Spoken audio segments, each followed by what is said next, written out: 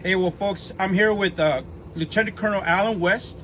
We're outside Brackettville in Kenny County. And so, Colonel, thanks for being with me here today. Always a pleasure, Frank. It's a pleasure to see you, sir. Yes, sir. So, tell us, Colonel, how's your race doing? How are you feeling? Monday is early voting. Monday is early voting, and I tell you what, we feel that we're peaking at the right moment. The momentum is with us.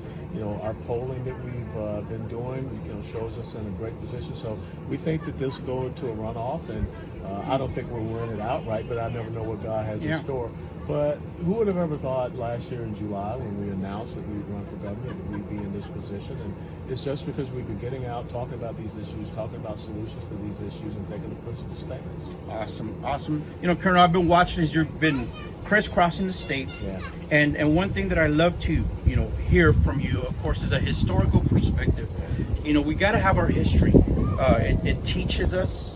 It's lessons learned, things to not repeat, but it also lays down a challenge, on if we want to preserve our American history, our Texas history, we're gonna have to fight for it.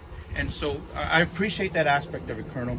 And so as you're, looking at early voting starting this Monday, what message do you have for your fellow Texans about early voting? Well, I will tell you this. We're going into early voting on the 14th of February. It will end on the 25th of February. The actual election date is March the 1st. And why is that so important? Because the next day is March the 2nd.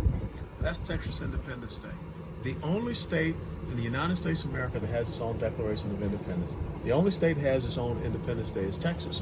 And so therefore, what we decide in this election cycle and on March the 1st will impact how many future Texas Independence Days that we have. Because you're absolutely right. The thing about the progressive socialist left is about changing history, revising history, destroying history. They're now talking about the United States of America was not founded on July the 4th of 1776, it was 1619. You already had 3 people, Texans supposedly, write a book last year called Forgetting the Alamo, The Rise and Fall of an American Myth. So it's already happening. And if we don't know our history, we don't know where we are, how we got to this point. If we don't know where we are, we certainly are going to have problems knowing where we're heading to. And so that's why this election cycle is so important. Yes, sir. Well, guys, audience, thanks for tuning in here. Colonel, I was in the military. I was a policeman. Yep. And one of the things that I always appreciated was leadership. And those leaders, those men who spent time with the troops.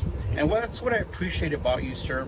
And so I'm happy to say, and I'm proud to say that I hope you win outright the governor's race. But if you're going to run off, I'm going to do everything I possibly can, sir, to get you elected. Because you're the man, sir. Thank you. God's the man, and I have to be his obedient servant. Yes, sir. So thank you, Frank. Good luck to you in your race. Thank you, sir. Look at Frank Lopez Jr. He's running for a congressional district down here, and we need to have a person that is not oriented on party, but oriented on principles.